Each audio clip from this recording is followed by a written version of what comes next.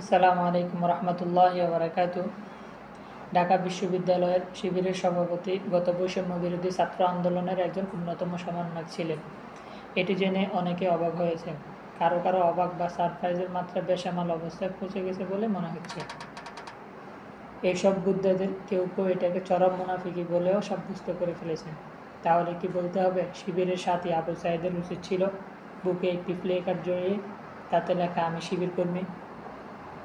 জনাব শাহেদ আলমের যুক্তি মতো আবু সাঈদ নিজের পরিচয় লুকিয়ে মুনাফিকি করেছেন, কারণ পুরো দেশবাসী তাকে সাধারণ ছাত্র ভেবে সহানুভূতির পাত্রটি ঢেলে দিয়েছে। অনেকেই তাকে সাধারণ ছাত্র মনে করে 2 ফোঁটা চোখের পানি বেশি ফেলেছেন। এখন আসল পরিচয় জেনে মনে করছেন অপাত্র জাতি কমপক্ষে 30 কোটি ফোঁটা চোখের পানি ফেলেছে এই শিবির কর্মীর জন্য। চট্টগ্রামের প্রথম শহীদও ছিলেন ছাত্র দলের কর্মী, কিন্তু জনগণ কেঁদেছে সাধারণ ছাত্র মনে করে। এটাও কি ছাত্রদলের মুনাফিকি বা জাতির সাথে প্রতারণা হয়েছে?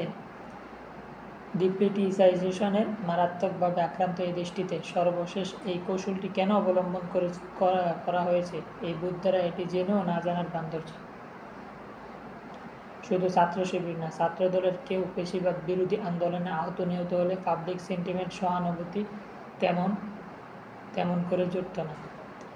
এই করুণ বাস্তবতাকে সামনে রেখে ছাত্রদল এবং ছাত্র শিবির সাধারণ ছাত্রদের ব্যানারে অংশগ্রহণ করেছিল ছাত্রদল, এবং শিবিরের জন্য অত্যন্ত সফল একটি কৌশল বলে পরিগণিত হয়েছে।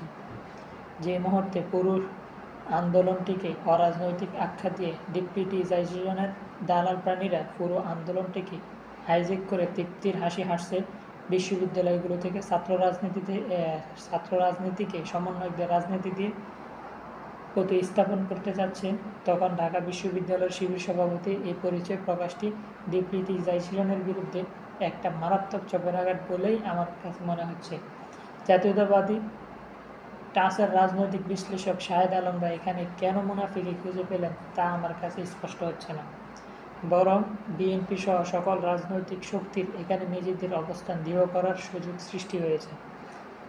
ছাত্রদল এবং ছাত্র শিবিরকে ঠিকভাবে নির্ণয় করতে হবে কতক্ষণ বা রাজনীতির কোন পয়েন্টে তারা একসাথে থাকবে এবং প্রতিদ্বন্দ্বী হিসেবে কখন এবং কোথায় থেকে তারা ভিন্ন পথে হাঁটবে। এই হিসাবটিতে ভুল করলে তা কারোর জন্য মঙ্গলজনক হবে না। এটা ঠিক যে বিপ্লব পরবর্তী সময়ে ছাত্র শিবির ছাত্রদলের জন্য শক্ত প্রতিদ্বন্দ্বী হয়ে পড়বে। সেটা মোকাবেলার জন্য বিএনপি তথা ছাত্রদলের নিজস্ব প্রচারণার কৌশল থাকতেই পারে, কিন্তু সেই বিরোধিতার রং ও মাত্রা এমন হওয়া উচিত না যাতে পুরো বিষয়টি তাদের কমন শত্রুর পক্ষে চলে যায়। বিএনপি, জামাত এবং তাদের সমর্থিত ছাত্র সংগঠন এবং বুদ্ধিজীবী সহ সকলকে এই বিষয়টি বিবেচনায় রাখা উচিত। আসসালামু আলাইকুম রহমতুল্লাহ।